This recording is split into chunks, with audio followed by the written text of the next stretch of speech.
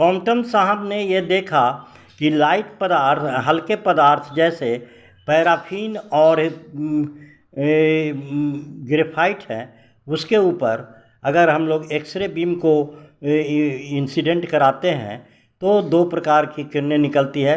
जो पहले प्रकार की जो किरणें हैं वो हमारा लेस पेनेट्रेटिंग पावर रहता है और लार्जर वेवलेंथ रहता है, और दूसरे प्रकार का है उसको रिक्वायल इलेक्ट्रॉन कहते हैं, और इसका हम लोग उसकी हमारी फ्रीक्वेंसी ये जो रहती है ओरिजिनल की वही रहती है। तो इधर का हम लोग एक्स कंपोनेंट, इधर का कम, इसको हम लोग मान लेते हैं एक कंपोनेंट में हम लोग इसको तोड़ेंगे तो इसका फ्री इलेक्ट्रॉन्स है, इसलिए इसका rest mass is equal to m naught c square होगा और मोमेंटम 0 होंगे, p इज इक्वल टू 0, और इसका इंसिडेंट एक्सरे रे का होगा फोटोन का E is equal to h nu और p is equal to h nu by c. p हमारा मोमेंटम है। इसके स्कैटर्ड हम लोग फोटोन जो हम लोग जिसको हम लोग मॉडिफाइड बीम नाम दिए हैं, ये h E is equal to h nu dot, और हम लोगों को p मोमेंटम जो होगा h nu dot by c, और इसी तरह से रिक्वायर्ड इलेक्ट्रॉन्स के p बराबर एम भी is equal to m naught c square. तो इक्वेशन नंबर फर्स्ट हम लोग मास जो चेंज करता है अकॉर्डिंग टू द रिलेटिविटी, ये m is equal to m naught under root 1 minus v square by C square, इसको हम लोग इक्वेशन नंबर फर्स्ट मान लेते हैं। अब इसी बात को हम लोग इंग्लिश में एक्सप्लेन कर रहे हैं कि Compton observe that if X ray beam falls on light substances like paraffin or graphite, scattered radiation has less penetrating known as modified beam, and other has same wavelength known as unmodified beam. In short, Compton effect is the change in frequency wavelength of photons when they are scattered by electron and nucleus. Let X-ray has h nu energy and momentum h nu by c, which strike on free electron. Let m naught is equal to rest mass of the electron, m is equal to mass of the electron, v is equal to velocity of electron. Then according to conservation of energy, पूरे energy को हम लोग calculate करेंगे। Initial energy E माने हुए हैं, ये हमारा ई और ई है, इन दोनों को ऐड कर देंगे तो h nu plus m naught c square plus is equal to h nu dot plus m c square आएगा, और इसको हम लोग इधर सोल्व करेंगे तो m c square is equal to h into nu minus nu dot plus m naught c square. अब इसको squaring both sides we have, इसको स्क्वायर करेंगे m square c four is equal to h square into nu minus nu dot का whole square plus m naught square c four plus 2h into nu minus nu dot m naught c square. इसको समीकरण number 2 मान लेते हैं, equation number 2।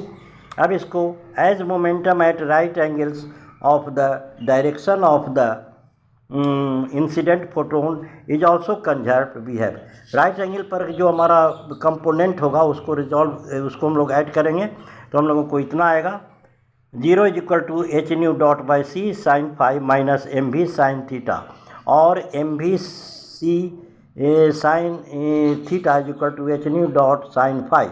Equation number 3 हो गया। अब since the momentum in the direction of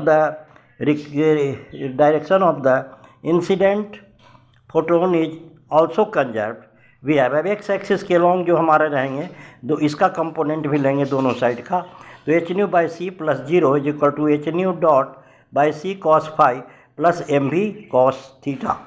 अब इसको सोल्व करेंगे तो m v c cos theta is equal to h into nu minus nu dot cos five, समीकरण नंबर 4। अब squaring and adding 3 and 4 we have.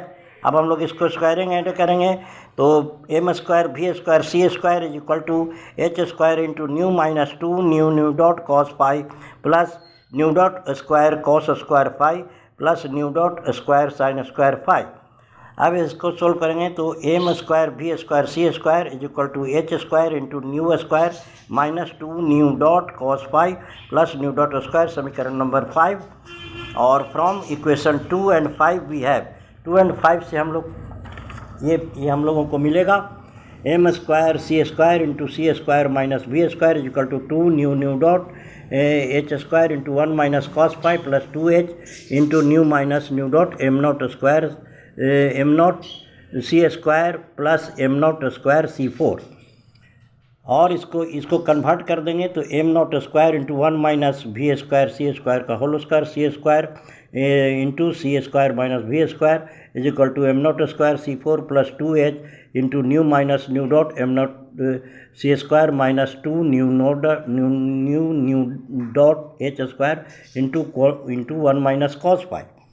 अब इसको हम लोग देखेंगे 2h into nu minus nu dot m naught c square is equal to 2 nu dot h square into 1 minus cos 5। Square से h इधर cut जाएगा और 2 से 2 कट जाएगा तो बचेगा nu minus nu dot is equal to h into 1 minus cos 5 plus m naught c square. और इसको अलग कर देंगे 1 by nu dot minus 1 by nu is equal to h by m naught c square into 1 minus cos 5। Let lambda and lambda dot be the wavelength corresponding to the frequency nu and nu dot respectively.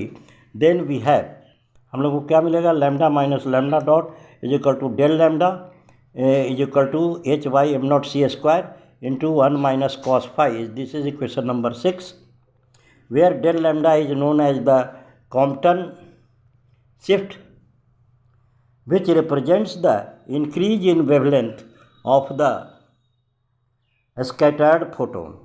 It is clear from above relation that the increase in wavelength is independent of the energy of the incident photon. वो independent है, energy पर निर्भर नहीं करता है, independent of the nature of the scattering materials. अब materials कौन सा स्कैटरिंग उस पर निर्भर नहीं करता है और depends upon the angle of the scattering of incident photon, उसके एंगल पर केवल निर्भर करता है। The quantity h by m naught c square in equation 6 has the dimension of length and called Compton wavelength of the electron and denoted by lambda c. For electron हम लोग जानते हैं कि रेस्ट मास जो होगा m naught is equal to 9.11 into 10 to the power minus 31 kg, इसलिए इसका lambda सी जो आएंगे इज इक्वल टू होगा 0.0242 एंगस्ट्रॉम। अब स्पेशल केस में फाई अगर 0 होगा तो डेल लैम्डा जो होगा वो 0 होंगे, 545 डिग्री होगा तो डेल लैम्डा बराबर h by m naught c square into 1 minus √2। इसको हम लोग कैलकुलेट करेंगे तो 0.071 एंगस्ट्रॉम आएंगे। और इसी तरह से फाई अगर 90 डिग्री होंगे तो डेल लैम्डा बराबर h by m naught c into 1 minus 0, इसका कैलकुलेशन करके 0.0242 एंगस्ट्रॉम आएंगे। और फाई 180 डिग्री होंगे तो डेल लैम्डा बराबर h by m naught c into 1 minus 1 plus 1 2h by m naught c 0.048 angstrom आएंगे। तो it is clear which shows that the shift is maximum when x-ray photon is scattered through 180 degree. ये shift हमारा maximum होगा जब हमारा 180 degree से scattering में। Thank you for watching the video. इस वीडियो को लाइक करें और शेयर करें। Thank you.